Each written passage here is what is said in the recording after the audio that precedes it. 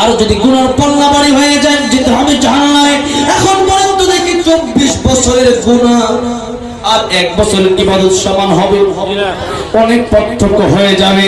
এই জন্য আল্লাহ রাব্বুল আলামিন জানেন না যাতে করে মানুষ প্রতি সময় প্রতিনিয়ত মৃত্যুর জন্য প্রস্তুতি গ্রহণ করে আমার আল্লাহর আইন আমার আল্লাহর হুকুম মেনে নেয়। 2 নম্বর কারণ হচ্ছে এটা, যাতে করে মানুষ আল্লাহর হুকুম আল্লাহর আইন মেনে নেয়।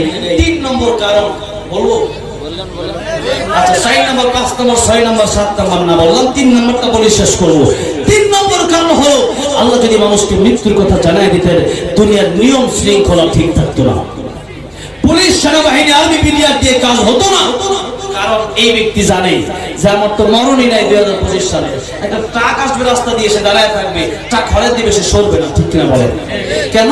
ট্রাকরে বলবে তুমি আমার উপর দিয়ে চলে যাও। কেন? আমার তো মরণ নাই এখন, আমার তো মরণ 2025 সালে।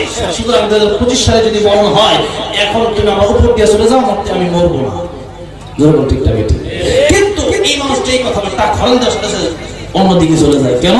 কারণ তার জানা আছে যে কোনো সময় চাকার নিচে পড়লেই মরণ। ঠিক কিনা বলে? এই জন্যে সেই ব্যক্তিটা র্যাব পুলিশ লাগে না, এমনি রাস্তা থেকে সরে যায়। যেরকম ঠিক না ঠিক? এই নিয়ম শৃঙ্খলা ঠিক থাকবে না।